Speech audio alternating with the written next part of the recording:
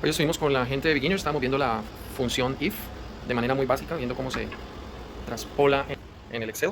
Es uno de los conceptos bien básicos, el if, que después se puede combinar con cualquier otro tipo de fórmulas. Aquí está básicamente la estructura. Look at this. This is the complete one. So the first thing, remember the if has three attributes: logical, true, and false. So the logical is going to look whatever is here in M3. I'm going to put equals in parentheses. We define to go Mason, correct?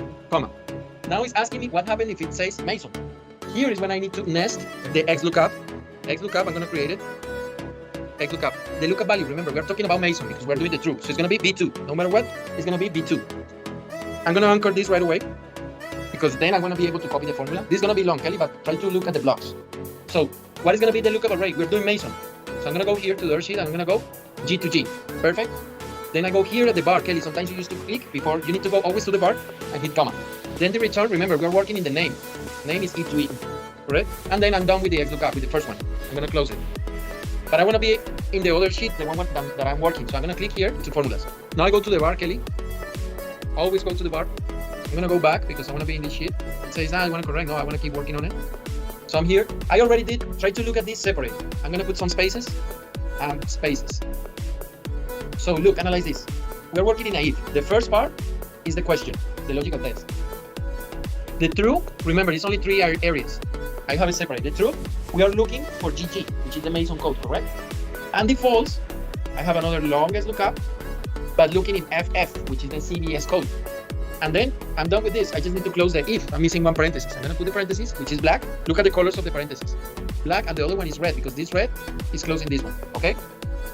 I'm going to put this so it doesn't look bad. So this part is understand? This long formula is understand? I just said the concept. The concept, yeah, that's what we want, the concept. Because this is something that we use. Remember, don't lose the track. We are doing this in order to create labels. Imagine that you need to create labels and you don't have this information, the test, the log, the expiration date. This is so useful. So you want to be able to only type, in this case, Ingrid, we need to type. We want to be able to type the item and bring all the information. I haven't finished with the formulas. I'm doing only the first one. So look, the formula. If this is the question, this XLOOKUP is the one that you did before. Even Kelly did it. Right? This XLOOKUP you did it before. Like to get the log, to get the NKU.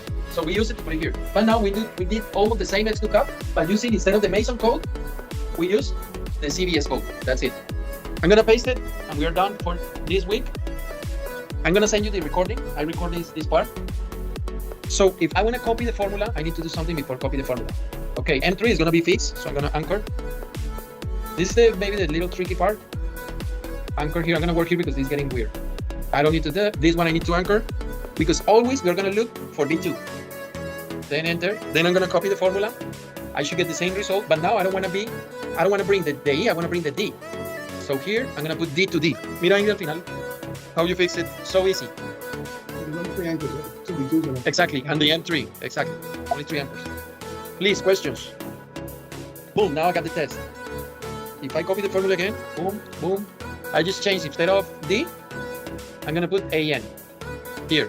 Instead of D, AN, AN, and here, AN, AN. This is the last one. Now when I move, I don't got the drop down, but every time I select an item, it's gonna give me all this information. You know what can we do later, Ingrid? Because I understood your concern. Instead of typing here, what we can do is we can create select item, select Mason item, and other one here, select CVS item. And we're gonna have this, but then if you selected Mason, you're gonna look B2. But if you selected CVS, you're gonna look in H2 or whatever. In that way, you don't need to type the codes and you can be able to select either Mason or CVS, okay? We're gonna do it in the next class, the next week, okay? I'm gonna put the note here. Select Mason item, select CVS item. This is gonna be for the next class. I like it. Thank you. Questions? Good. Just think about it. We're gonna practice. I like it. Whatever we do, the practice is gonna be better.